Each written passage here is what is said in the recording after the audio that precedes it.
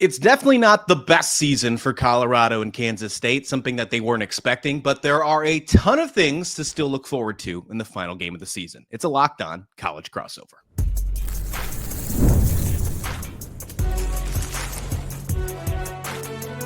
You are Locked On College crossover, part of the Locked On Podcast Network.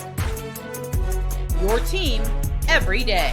Yes, welcome on into this Locked On College crossover of Locked On Buffs and Locked On Kansas State, part of the Locked On Podcast Network, now the #1 sports podcast network, your team every day. Welcome on in, Kevin Borba of Locked On Buffs. I'm Christian Rauh of Locked On Kansas State, and we are going to dive in to the final game of the season. The Buffs taking on Kansas State in Manhattan. It should be really fun. I think it should be a really good game. Kansas State's coming off a very interesting rushing performance, maybe a new identity. And Colorado's got to look for an identity heading into the offseason. So I think there's a ton of things to dig into. Kevin, before I throw it over to you, today's episode is brought to you by FanDuel. Right now, new customers can bet just $5. And if your bet wins, you'll get $300 in bonus bets to use across the app. So download that app today. Kevin, obviously the biggest thing for Kansas State heading into this one is they might have found a brand new identity. Yes, it was the 11th game of the season, but the rushing game started to step up, and no longer with former Colorado Buffalo Dylan Edwards and now former Kansas State Wildcats Dylan Edwards, but Joe Jackson in the running game looks good. What do you think about Colorado's defense heading into the final game of the season? Yeah, and to go back on something you touched on in your open a little bit, sorry to detour a little, but I remember we did an early preview of this game like before the season, and we were like, this could have Big 12 implications. That's the thought we had, and boy, were we wrong. But yeah, I think Colorado's run defense has been atrocious. They've been torched week in and week out. At one point, it was just running quarterbacks that hurt them, which you have anyway with Avery Johnson, and then last week, Raleek Brown from Arizona State ran for, I believe it was like 255 and an 88-yard run after a crucial fumble by a walk-on receiver who they decided to put at running back for a play. I don't know why. He had never received a snap, and they put him in. So Colorado's run defense has been tough. Honestly, they're as beaten up as any team in the Big 12. There was a point last week. There was quite a few points last week where they had one interior defensive lineman on the field. They just had like 3 edge rushers and then one interior defensive lineman because they don't have anybody else. So it's getting thin, it's getting bleak. And I think Colorado's run defense and the team itself, they're kind of just like, let's get to the end of the season, please. Because I mean, you guys are playing for a bowl game, and we'll talk about that in the next one. Colorado has nothing to play for, and this is a fun sort of tidbit. I believe it was after the Utah game, or before the Utah game, excuse me. So Colorado had just beaten Iowa State, top 25 Iowa State team at the time, and a defensive tackle from last year came and talked to the team and was like, "You guys are lazy. You guys show no fight," like that kind of vibe. And it was like, "Oh, that's interesting. Like, you're coming off a big win, and like a former player saying that. Surely that's just like a method to get them going." And lo and behold, it was not. It was the truth. The complete opposite. Yeah, that's what complete opposite. They fell flat after that. This is a season for Colorado that obviously didn't turn out the way it was. And I thought that they would be at least a bowl contention team. I personally thought when we talked this offseason that Colorado would be in the same position that Kansas State was in. And I thought it'd be the most dangerous Deion Sanders if he was battling for a bowl game the last game of the season, if you remember. Yeah. Of course, I thought Kansas State was going to be a Big 12 contender. That just never happened whatsoever. On the defensive side, because obviously you can talk about, on the offense, losing Shadeur Sanders, but on defense, you lose at least, one side of Travis Hunter. Was Travis Hunter like hiding so much of the defensive flaws? What is the problem with this defense this year? Yeah, so Travis, I mean, he shut down one side of the field, so there was that. He kind of limited whatever any offense could do. It's like, okay, well, we can't throw that way. Like, we just can't. But honestly, Colorado had 2 of the best run-stopping linebackers in college football last year. One of them, I believe one of them just ran out of eligibility and went to the NFL, or attempted to go to the NFL, and then the other one transferred to Alabama. And those 2 guys were a revelation. Colorado had a really good run. I won't say really good run defense last year, but it was very stout. It was stout enough to where teams that weren't great at running the ball couldn't run the ball against them. Like BYU did take advantage. I think you guys ran the ball fairly well last year, but even then it was a close game. But yeah, they lost those 2 linebackers. There was Nikhai Hill-Green and Levante Bentley. That was a huge blow. And then they also lost a pass rush that led the Big 12 in sacks. Like, that was critical. Like those, they can't really get to the quarterback this year. They can't stop the run. And so I think the front seven has taken a huge step back, and they took some gambles in the portal. And Coach Prime said it best over the weekend that they missed on the portal, which I think has been a common theme. I think the hits were so loud that it's almost like in baseball, honestly. Let's just go over to baseball real quick. When you hit 50 home runs, but you strike out 45% of the time, it's like that guy, he hits, but it's like when he doesn't hit, there's nothing there. And that's sort of what Colorado was last year, or has been in the portal. It's like you're either a star or you're just a whiff. Like there's no, like, this guy's like a solid, just like, he's going to get us 10 tackles a game. 10 tackles a lot, but you know what I mean? Like he's going to get us 5 tackles a game. Like that hasn't happened. And I think we're at that point where there's a lot more whiffs than hits on defense. On the defensive side, because of course this season is a wash for Colorado, you're going to be looking for greener pastures this offseason, and we're going to talk about Deion Sanders and the path to the offseason, what his path might be in a little while. But what are you looking for? Obviously, Kansas State had a great rushing attack against Utah. Shocked I think the world, that they were very close into beating a top 12 team in Utah after as flat as they were the week before against Oklahoma State. Joe Jackson and that rushing offense were absolutely incredible. Maybe they found a new offensive identity. I'd like to see if they can repeat it. When you look at the past trends of Colorado's rushing defense, allowing so many rushing yards, allowing 570 total yards last week, you think that that's possible. What are you looking for from Colorado's defense to finish this season strong? Oh man, I mean that's a tough question. That's a loaded question. Because at this point, I don't really know what they could show us. Like I keep saying, they just have to stop the run, and that'll solve a lot of problems. But we are about to be 12 games in, and they haven't stopped the run yet. So that's sort of been the issue. So if they could, I guess, limit Joe Jackson and Avery Johnson from using their legs a little, because this is the hard part with Colorado's defense is they forced 4 turnovers last week.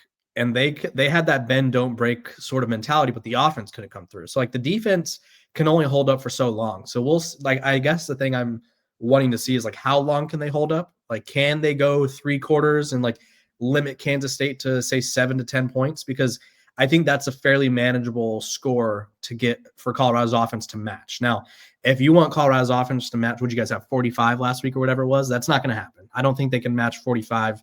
But yeah, you just got to sort of push off the Kansas State offense until your offense can do something. Can we talk about your offense though? Like, talk to me about that switch flipping, because I mean, I think you have 14 points against Oklahoma State, and then Utah's defense is viewed as one of the better ones in the Big 12, and you almost drop a 50 burger on them. What happened? What changed? I mean, a lot of things changed, honestly, and a lot of people are probably not going to like where the credit needs to go to, but it needs to go to offense coordinator Matt Wells. He completely saw something different in the Utah's front seven and how to attack them. They huddled up every single play, Kansas State did, and then they got to the line quick. They didn't let Utah make any adjustments, and they ran the ball and shoved it right down their throats. And Utah seems like a team that has to make those adjustments, and it was obviously something that really just hurt them. So I'm guessing that's the same kind of style that Kansas State's going to give against Colorado in this game, and they're going to huddle up. They're not going to do their fast kind of paced offense where they're trying to look for those explosive plays. They're just going to let them come naturally. At least that's what happened against Utah. It's wild to say that we can say this offense looks good after what we've seen so far this year, and you can only imagine if they would have started this in Dublin, right? But either way, I think they're going to huddle up, be explosive, and get the ball off quick right when they get to the line. But that's what changed it. And it's wild to think that it took this long for it to happen. It took a player to get injured, leave the program, and Dylan Edwards, which you and I and both our viewers know all about, and just trying to change the identity heading into this offseason. This offseason is going to be very important for both of our programs.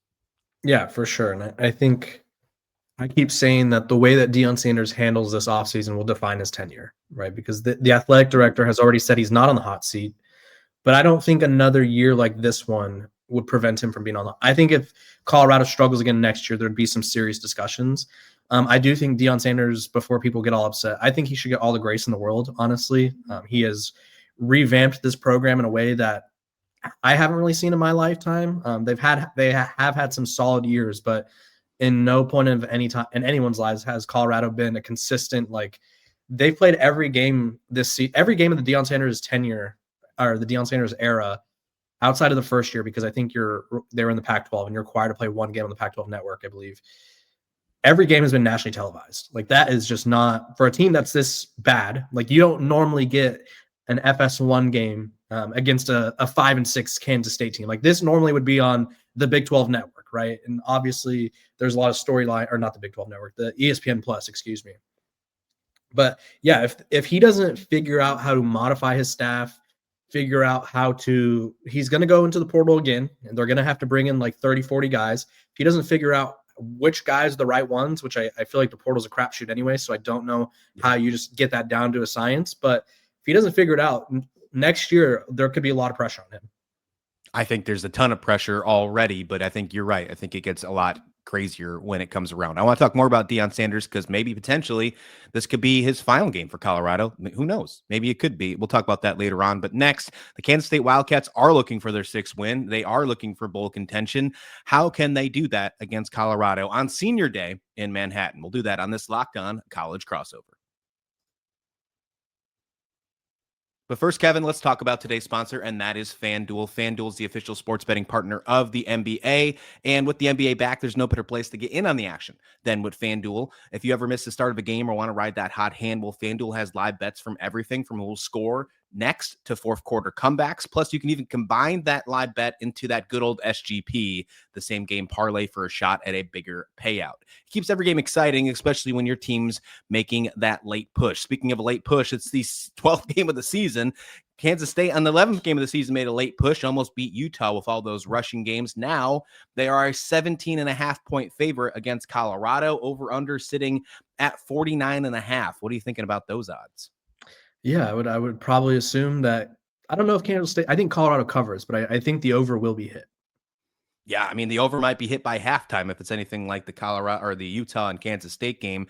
I said scream the over last week on my show when it was 52.5 against Utah. That hit by halftime. I think this one hits as well on the over. 17.5 points in Big 12 is just crazy. I can't do that either. I think actually, Colorado covers. I think Colorado does not cover, actually. I'm flipping the script. Kansas State covers and the over. Oh, all right. Okay. I'm going to give the Buffs a little bit of grace there, even though I think Kansas State does win this football game. We're going to get to in just a minute.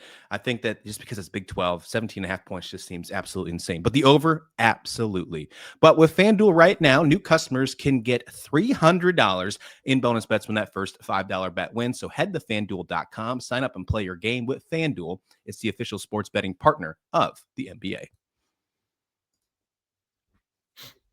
Kansas State's looking for their 6th win of the season to get to bowl eligible, and I wish I was telling you it was for the 6th in week 6, but instead it's week 12. It's the final game of the season. Kansas State is finding themselves in a weird position. It's the worst season for Chris Kleiman, with the exception of the COVID year, since he's been the head coach of Kansas State, and they're playing against a team in Colorado who's also struggled this season. Kevin Borba of Locked On Buffs joins this Locked On College Crossover. I'm Christian Rauh of Locked On Kansas State, and there's a lot of things to look at this game. In Colorado, I think there's a lot of things to be excited about still with this football game. You are, of course, looking for some off-season answers, who to keep. Retention's going to be important, although we know Deion's going to dip very heavy in the portal.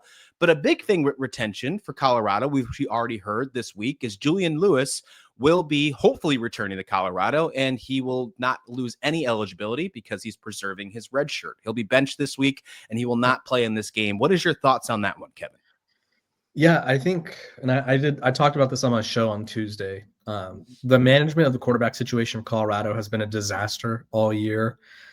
Julian Lewis would be able to play this game if they didn't try to bench Kayden Salter after the first game against Georgia Tech, which in hindsight, which Colorado lost by 7 points. So it wasn't a bad loss. And Georgia Tech is a fringe playoff team. Like, they're kind of in the mix. So hindsight's 2020. Obviously, we didn't know what Georgia Tech was at that time. But Colorado inserted Julian Lewis into their week 2 game against Delaware for, I think he had like 4 passing attempts. And they played him like 1 or 2 series, and they were rotating quarterbacks. And then they ended up going with the 3rd string quarterback. So they completely botched their handling of the quarterback situation. I think they should have stuck with Kayden Salter for the first month or so and then turned to Julian Lewis. And so at this point, I don't really know. I don't understand the decision, because there's like this common, I guess, belief around college football that in the next year or so, like everyone's just going to get 5 years of eligibility or like 5 years to play without like really there's going to be no purpose to redshirt is essentially what it boils down to. So it's like, if we know that's going to happen, why are we trying to preserve it? It sounded like Julian Lewis wanted to play and then Deion Sanders made an executive decision. So if you're Colorado, the only thing you could do at quarterback is hope that Kayden Salter ends his career on a strong note and really emphasize to Julian Lewis, like, hey, like you're still our guy. Like we want to make sure like that you're not going to gain much because Colorado's been without their past 2 tackles or their past offensive tackles the past 2 games. Clearly there's a lot of problems on this team. So it's like he's still taking the loss as hard as a true freshman. So maybe just save him from himself and like just get ready for next year. But I wanted to ask you, because this is the only way that Kansas State struggles is you look at Colorado and you go, this team is defeated. They have nothing to play for. They're trying to get to the end of the season. Trap game potential? Oh, 100%. I mean, it's the final game of the season. Everybody's thinking that Kansas State is going to just roll Colorado, and I'm spoiler alert, so do I.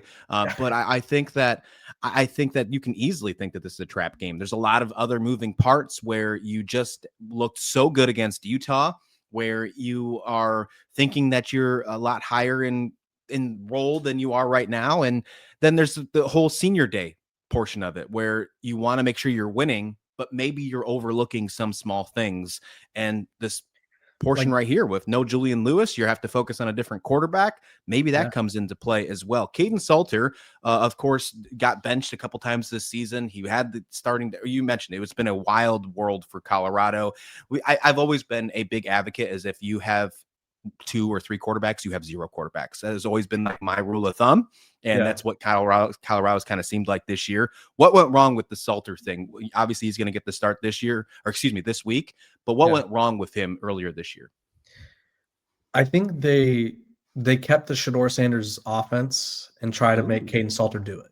And people could say that they changed up a few things, but Kayden Salter was at his best when he was running. And it just seemed like they wanted him to run Shadeur's offense, and rather than like, because Shadeur was a genius at extending time and making throws. Shadeur he could run, but he never did run. So his thing was like, I'm going to extend the play and find someone downfield.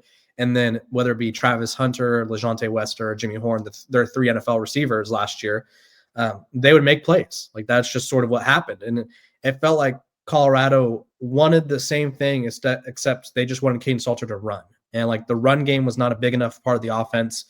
And for whatever reason, they didn't cater the offense to him. And Kayden Salter showed us time and time again that as soon as he gets nervous, he doesn't trust his eyes. There was multiple games and multiple instances per game where there'd be a wide open receiver where he'd look right at them and then he'd scramble backwards or he'd do something else. And it's just like, or he'd force a throw.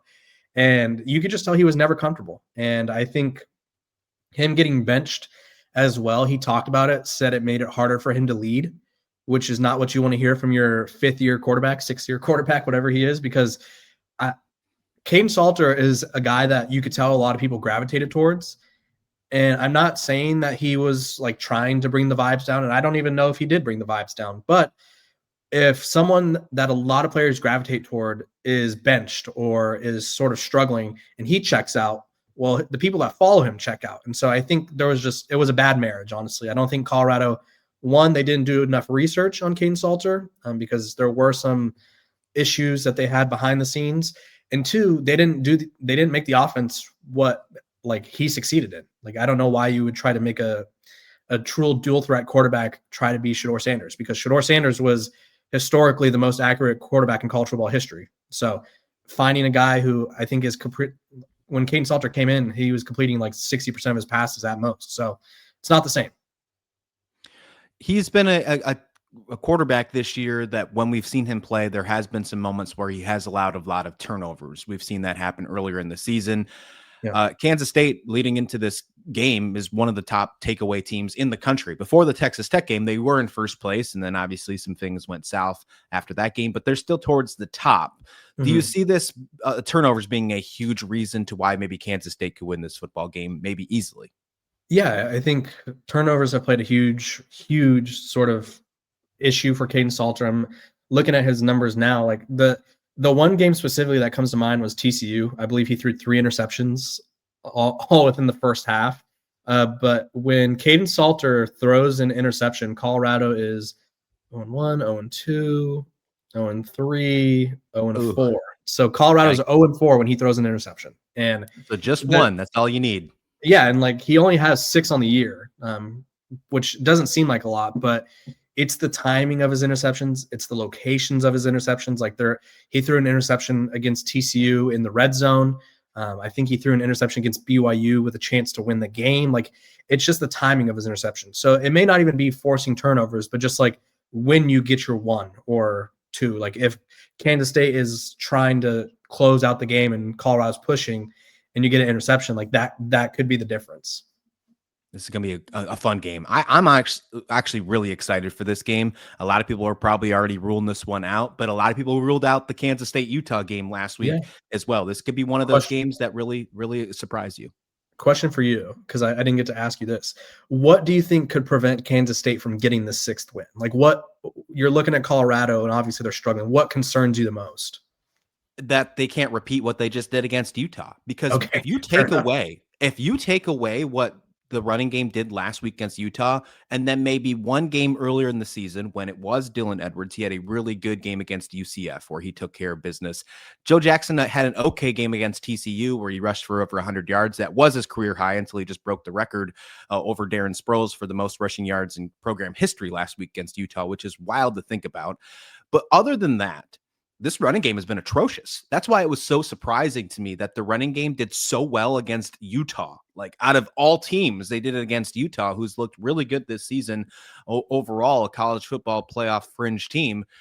If they can't repeat that, then they're stuck, because there's been multiple times this season where they've relied on one type of game plan. You can go all the way back to week 0 in Dublin when, again, the aforementioned Dylan Edwards got injured. They mentioned over and over again in post-game how much they had focused on the game plan around him, and then the offense just couldn't get going. So if Colorado finds a way to shut down whatever Kansas State was doing against Utah, they watch that film, they find something out of that, then Kansas State could be in trouble, because they've done a really bad job at adjusting this season. Interesting. Okay. I think Colorado will attempt. And like I said earlier, like I think they'll surprise everyone a little bit. Like this, it's going to go one of two ways. And we could hit on this before we move on. Colorado's either going to limit Kansas State for, say, a quarter and a half, and whatever the offense does is like whatever Colorado's offense does will determine the game. Like the defense has shown the ability to sort of bend, not break. But if they break early, this could be, I mean, this game could either be a close sort of frisky game for Colorado, or it could be like that Utah-Arizona game where they're down 45 at halftime. Like that is the spectrum of this game. Yeah, I completely agree. I think Colorado's got to attack early. Kansas State's been terrible early in the game. They've been flat for multiple weeks. Even that Utah game, they started off with a 3-and-out. I think their first drive was -8 yards, and they had to punt the football. So if Colorado can capitalize early, and Kayden Salter can be great early, they have no fear, they have confidence, they know they got nothing to lose in this football game, then they could make this a really interesting game. I completely agree with that 100%. But what probably you and I don't maybe agree with, or maybe there's some speculation, that at the end of the season, of course, Colorado will be done after this Saturday. Maybe Kansas State will not be, but will it be the final game for Deion Sanders? Let's discuss that next, right here on this Locked On College Crossover. But first, Kevin, the holidays always feel a little easier when you're already know the perfect gift, and Omaha Steaks makes it almost too simple. Whether you're treating yourself this season or sending something memorable to family or friends, Omaha Steaks delivers handcrafted perfection right to your door. And this week, it's the best time to jump in because their cyber sale is here and the deals are huge. The quality is exactly what you hope for: incredibly tender steaks, rich flavor, and meals that make hosting or weeknights cooking easier. If you're a fan of bacon wrapped fillets, let me tell you what, Omaha Steaks are all about it. And with these deals right now, this is the perfect time to get in. So save big on unforgettable gifts with Omaha Steaks. Visit omahasteaks.com for, check this out, 50% off site-wide and an extra 20% off on those select favorites during this cyber sale. And wait, there's more. Holy cow.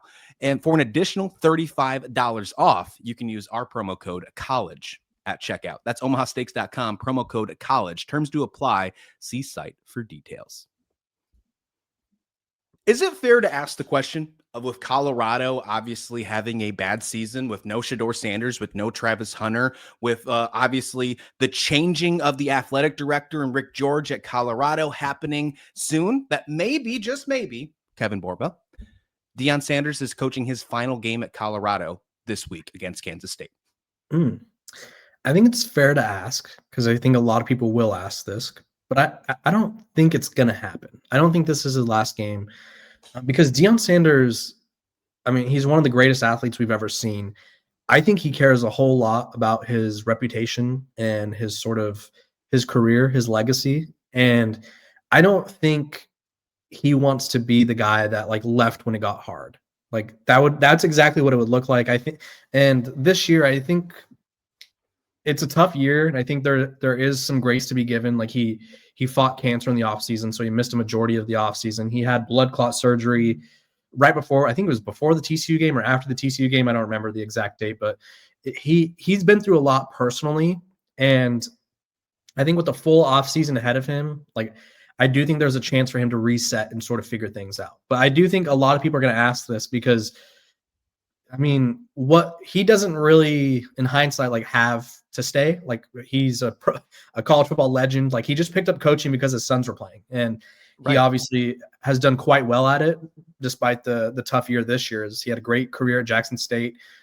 He went from 1-11, or before he took over Colorado was 1-11, quadrupled their win total the next year, and like he's done a lot for Colorado. And whether people want to admit that or not, he has. And he doesn't need to coach. But I do think, and people don't realize this, is he's an empty nester now. All of his kids are, Shadeur's off to the NFL. Shiloh is pursuing an NFL career and also big in the streaming game right now. The only son that's with him still is Deion Jr., who does the social media content. And I would assume he doesn't live with them. So I think this gives him a purpose in a way. And I'm not saying he didn't have a purpose, but it does give him something to look forward to, and he gets him a chance to be around football. And so I don't think he's going to leave. And quite frankly, I think he had the best chance to leave last year. Like last year would have been the chance. Like both of his sons left. He had cancer, and none of us knew. Like that was the ultimate sort of like, if he was going to leave, why not do it then? So I think he hangs around and tries to turn this around. Do you think anything to do with Rick George, the athletic director of Colorado, stepping down will have any impact on the future of Deion Sanders? He is the one that hired him. Yeah, I thought it would. As soon as I heard that, well, I won't say as soon as I heard that, because we knew that Rick George was done soon. He never re-upped his contract. If Rick George didn't stay with the program, because he's going to move to some upper advisor role, so he's going to still be around, and he's still going to be involved. He's just not the AD. If there was no Rick George, I'd be concerned, because Coach Prime has essentially made it sound like he won't coach if Rick George is there. So Rick George is still around. I do think that it adds a little bit of pressure, though, because there's a new AD, whoever it's going to be, and assuming it's not someone that's already associated with the program, like whoever comes in didn't hire Deion Sanders. So we all know how the new AD sort of works with the coach. It's like, okay, well, my job is tied to yours. So if you don't do yours well enough, I get in trouble. And since I didn't bring you in, like, I have no ties to you. So that'd be my only sort of hiccup with the AD there. For this offseason for Kansas State, I am honestly, I don't know of a better word than saying worried or concerned about retention for some of the key players like Avery Johnson, Jace Brown, Lincoln Cure, some of those players. I'm concerned because last year they focused on that retention route after only getting to the Rate Bowl win against Rutgers, but they started the season really strong, 7-1. They could market the fact that they were going to be a better team, and obviously didn't work out this season. If they try to make that same retention model, that same retention hook and the hook, right? I think it'll be really tough for them to do so. So I'm concerned. What does your offseason look like for Colorado? Are you worried about losing key players? Do you think it's going to be a busy transfer portal season for you? What do you think it's going to be for you? Yeah, I think everyone in college football is going to look at Colorado, and if they haven't already, I'm sure Kansas State is already dealing with this as well, and we probably just don't know it. Programs are already in contact with players. Like I saw a report, I think it was yesterday or today, and it was like, be ready. The portal opens on January 2nd, and guys are going to commit instantly. And it's like they've already been talking, and so there is this like underlying concern. Like Jordan Seaton is a first-round pick at left tackle, and he's going to be a first-round pick wherever he goes. Like he could stay at Colorado, and he'll be a first-round pick. But he could also possibly get a check somewhere else and go contend for a title next year. I don't know if Colorado is going to be contending for a title next year. I would probably say chances are they aren't. Like, they're probably going to be more geared towards making a playoff run or making a Big 12 title run. Like, that's their goal. I'm sure everyone's goal is to win, but we have to be realistic at times. Unfortunately, Omarion Miller is a wide receiver who, quite frankly, is one of the best wide receivers in the country. And it feels like he's the best kept secret in the Big 12 because Colorado's not that good. I think if Colorado was good, he would be getting a lot of buzz. I think a lot of teams, like say a Texas, who may need a receiver, or a team like like Florida is going to want to revamp their offense, and LSU, same thing. Like, there's going to be a lot of big programs in need of offensive linemen, receivers, and then Julian Lewis, who we talked about earlier. They're redshirting him, which is basically like he's saving 4 years of eligibility. Doesn't mean it has to be at Colorado. Exactly. So he's the biggest, I would say, priority. I think it's easier it's not easy to build an offensive line as we've seen at Colorado, but losing a quarterback, because Colorado's probably going to lose. I mean, they are going to lose Salter and they're going to lose Ryan Staub. Like, Julian Lewis is the biggest priority, but those three guys are the ones that I'd be nervous to lose. Who are your three? Like, if you have three people that Kansas State absolutely can't lose, who would it be? Avery Johnson, number one, no doubt about it. I think sense, that he's the quarterback that I think if you give him the right weapons, the talent, it'll surround him. I think his numbers look bad because of the crazy amount of drops that he's had to deal with over the last 2 seasons. Jace Brown, if he doesn't leave for the NFL draft, I think he's in trouble for maybe leaving, going somewhere else. He is Avery Johnson's best friend, though, so I think that's a package deal. And then star freshman Lincoln Cure. He's the top recruit in Kansas State history. He almost went to Oregon last year. He is not getting the volume that he deserves, in my opinion. I'm a little worried about that one for sure. You know who's taking notice of that is Oregon. 100%. The best place to be in recruiting, if you don't get a recruit, is second, because it's like, hey, like we noticed, like, Kansas State, you only got 12 catches, dude. Like, over here, our tight end has X amount of catches, and we'll give you these looks. Like, that's the dangerous game that both of these teams are going to have to fend off. And like, I think to a lesser degree Kansas State, but a lot of negative coaching around Colorado is going to be about Coach Prime and being like, he's done. Like, that people are going to say that, like, it's going to happen. So both these teams have a lot of negative storylines to fight off this offseason. I agree completely. Any predictions for the game on Saturday? Maybe a score prediction, or just maybe your thoughts on it? Yeah, I don't want to give score predictions because I'm very bad at those. But I do think I said it during our FanDuel read. I think Kansas State wins, and I think they cover. This Colorado team is beaten up. I think they all want to be done. And like, if quite frankly, like I had a former Colorado player on my podcast, and he was talking about how you'd be surprised in college football how many guys essentially quit on the team when you're not playing for anything. It's just like, they're looking for their next career. They're looking for like what's next or whatever, and they're just kind of over it. And I feel like Colorado's at that point. So I think Kansas State wins, and they win big. Okay, I'm with you. I think Kansas State wins big. I'm a little iffy on if they cover or not. I think that's where I say win big, though. 2 scores. Maybe it's not 17, but 2 scores there. I think the over is very safe, though. That's where I'm leaning on that one for sure. Hey, at the turkey table today, since it's Thanksgiving, go ahead and ask your friends and family if they've heard of the Locked On Podcast Network, because we are now the #1 sports podcast network in the world. Whether it's you're a Colorado fan, a Kansas State fan, or anywhere else, go ahead and ask them if they've heard of the Locked On Podcast lately. Tell a friend, share this. Thanks for listening. Please like, please subscribe. This has been a Locked On College Crossover.